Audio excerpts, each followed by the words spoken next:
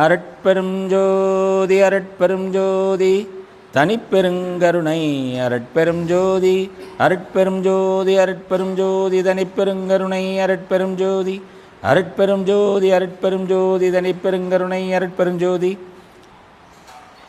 அனைவருக்கும் வணக்கம். அரட்பெருஞ்சோதி ஆண்டவருடைய வரலும் நலனும் பெற்று அனைவரும் நீடூழி வாழ பிரார்த்திக்கிறேன். தீபம் அறக்கட்டளைங்கிறது ஒரு 28 வருஷமாக வளர்ந்து வருகிறது.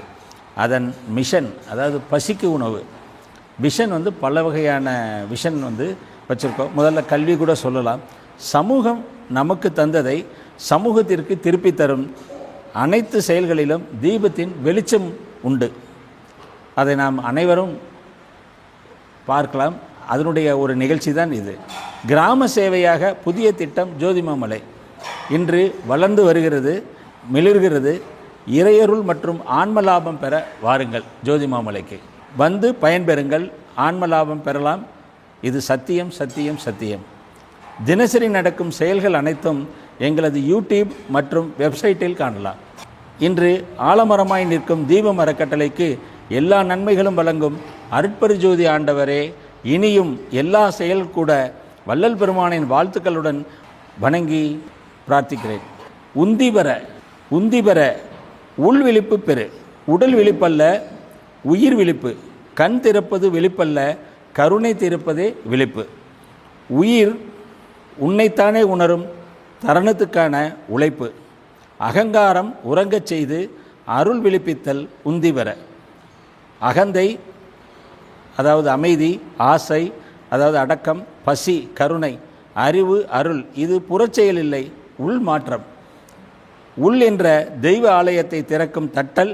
கோயில் வெளியே இல்லை, ஜீவ கருணையுள்ள உள்ளமே கோயில். உந்தி பெற உள்ளத்தின் கதவை தட்டும் அருள் ஒளி, அதாவது உள்ளத்தின் கதவை தட்டும் அருள் ஒளி சவுண்டு அருட்பெருஞ்சோதி விழிப்பின் தொடக்க ஒளியாகும். இன்று அந்த அருட்பெருஞ்சோதியின் ஒளியும் தேவைப்படுகிறது உலகத்திற்கு, இந்த பிரபஞ்சத்திற்கு. இன்று மகளிர் தின நாளை உலக சமாதான நாளாக, மேலும் ஒரு பிரார்த்தனை நாளாக தீபம் மாற்றியுள்ளது. ஏன்? அமெரிக்கா மற்றும் இஸ்ரேல் ஈரான் போரில் வெந்து மடியும் மனிதர்களையும் மனங்களையும் இறையருள் மாற்றித்தர இன்றைய பிரார்த்தனை. ஆனாலும் இன்றைய மகளிர் தின நாளில் தீபத்தின் வெளிச்சமாக மகளிர் அனைவரின் வாழ்வும் மேம்பட வாழ்த்தி அவர்களின் சில சாதனைகளை காண்போம். அவர்களுடைய சாதனை என்னவென்பது இன்று உலக அளவில் பெண் சாதனையாளர்கள் ஐக்கிய நாடுகள் சபையின் அமைதி தூதராக United Nation messenger of peace Malala Yousafzai 2017 முதல் செயல்பட்டு வருகிறார். இவர் பெண் கல்விக்காக குரல் கொடுப்பவர். 2014 அமைதிக்கான நோபல் பரிசு பெற்ற மிக இளையவர் இவராவார். இவரை தவிர அண்ணா ஹாத்வே உமன் குட்வில் அம்பாசிடர் மற்றும் பல பெண் தலைவர்கள் உலக அமைதி பாலின சமத்துவத்திற்காக பணியாற்றுகின்றனர். இன்று இந்திய அளவில் மிகப்பெரிய பெண் சாதனையாளர் திரௌபதி முர்மு இந்தியாவின் 15வது மற்றும் தற்போதைய குடியரசுத் தலைவராவார். 2022 முதல் அவர் குடியரசுத் தலைவராக இருந்து வருகிறார். ஒடிசாவைச் சேர்ந்த இவர் பழங்குடியின சமூகத்திலிருந்து இந்த உயர் பதவியை வகிக்கும் முதல் நபர் மற்றும் 2வது பெண்மணி ஆவார். ஜார்க்கண்ட் மாநிலத்தில் ஆளுநராகவும் பாஜகவில் பல்வேறு பொறுப்புகளிலும் பணியாற்றிய அனுபவம் மிக்கவர். தமிழ்நாடு மாநிலங்கள் அவை பெருமை மிகு பெண்கள் தமிழகத்தின் முதல் பழங்குடியின நீதிபதி என்ற பெருமையை பெற்றுள்ளார். 23 வயதான ஸ்ரீபதி.